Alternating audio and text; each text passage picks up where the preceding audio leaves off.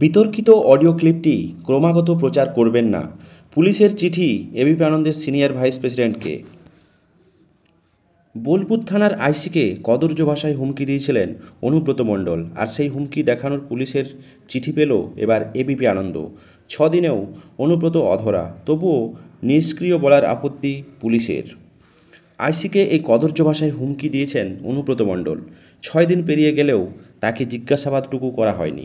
অথচ এবিপি আনন্দের সেই অডিও ক্লিপ কেন বারবার দেখাচ্ছে, পুলিশের ভূমিকা নিয়ে কেন প্রশ্ন তুলছে, তা নিয়ে আপত্তি তুলে এবার এবিপি আনন্দের সিনিয়র ভাইস প্রেসিডেন্ট সুমন দেকে 2 পাতার চিঠি পাঠালো পুলিশ। চিঠিতে তারা লিখেছে, আমরা আপনাকে আন্তরিকভাবে অনুরোধ করছি, আপনি বিতর্কিত অডিও ক্লিপটি ক্রমাগত প্রচার করবেন না এবং আইন প্রয়োগকারী সংস্থার কর্মকাণ্ডে সম্পর্কে আপনার ব্যক্তিগত মূল্যায়ন প্রকাশ করবেন না। পুলিশের বিরুদ্ধে অভিযোগ তোলার আগে আপনার এই লাগাতার চেষ্টা মোটেও কাঙ্ক্ষিত নয়। আইনের দৃষ্টিতে এর সংযমের প্রয়োজন আছে। অর্থাৎ পুলিশের বার্তা পরিষ্কার, অনুব্রত মণ্ডলের কদর্য আক্রমণের এই ভাইরাল অডিও ক্লিপ যেন বারবার দেখানো না হয়। 6 দিন অনুব্রত মণ্ডলে যারা জিজ্ঞাসাবাদ করেনি সেই পুলিশকেই কেন নিষ্ক্রিয় বলা হয়েছে, তা নিয়েও ঘোর আপত্তি তাদের।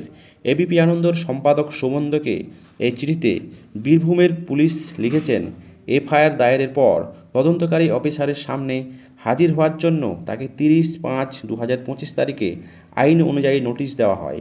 এটা দুর্ভাগ্যজনক যে আপনি একটি প্রথম সারির সংবাদ মাধ্যমের অংশ হয়ে অনুব্রত মণ্ডলের বিতর্কিত অডিও ক্লিপটি বারবার প্রচার করছেন এবং মামলা সংক্রান্ত তথ্য এবং পুলিশ এখনও অবধি যে আইনি পদক্ষেপ নিয়েছে তা ন্যূনতম যাচাই না করেই পুলিশি নিষ্ক্রিয়তার অভিযোগ তুলেছেন। আপনার চ্যানেলে ক্রমাগত যে অভিযোগ তুলছেন তা তথ্যগতভাবে ভুল, অন্যায়, যাচাই না করে এবং তা অসত্য। এই ধরনের অভিযোগ কারও ভালো হবে না, বরং এতে পুলিশের ভাবমূর্তি ক্ষুণ্ণ হতে পারে।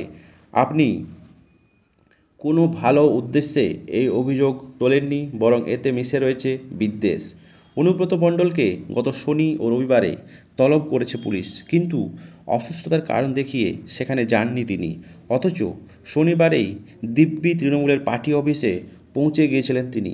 এই আবহে এবিপি আনন্দের সম্পাদককে দেওয়া চিঠিতে পুলিশ লিখেছে, নোটিশের জবাবে চিকিৎসকের কারণে উল্লেখ করে সময় চেয়েছে অভিযুক্তরা। তিনি প্রয়োজনীয় মেডিকেল সার্টিফিকেট জমা দিয়েছেন, যাতে বলা হয়েছে চিকিৎসক তাকে বিশ্রামে থাকার পরামর্শ দিয়েছেন। মেডিকেল সার্টিফিকেট দেওয়া তথ্য দেখে তদন্তকারী অফিসাররা অভিযুক্তর অবস্থা জানতে পারেন এবং তদন্ত চালিয়ে নিয়ে যান। তাই তদন্ত থমকে রয়েছে এবং পুলিশ বিষয়টা নিয়ে চুপ বসে আছে, সামগ্রিক এটা বলা ভুল। এটা আইনের নির্দিষ্ট মাপকাঠি মেনেই তদন্ত চালিয়ে নিয়ে যেতে হবে, তা থামালে চলবে না।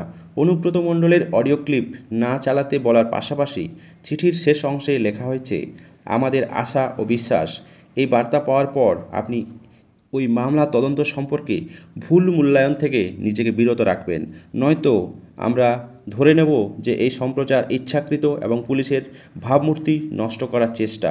তখনই পুলিশের বিরুদ্ধে এই ধরনের ইচ্ছাকৃত এবং উদ্দেশ্য প্রণোদিতভাবে অভিযোগের ধারাবাহিক প্রচারের জন্য আপনার বিরুদ্ধে আইন অনুযায়ী যথাযথ ব্যবস্থা নিতে বাধ্য হব। সেক্ষেত্রে কোনো রকমের যোগাযোগ করা হবে না। পুলিশের এই নোটিশ কিন্তু এবিপি আনন্দের এডিটর তার কাছে চলে এসেছে। দর্শক, পুলিশের এই ধরনের নোটিশ আপনাদের কি মনে হতে পারে? এই সব নোটিশ প্রসঙ্গে আপনাদের মূল্যবান বক্তব্য অবশ্যই কমেন্ট বক্সে কমেন্ট করবেন।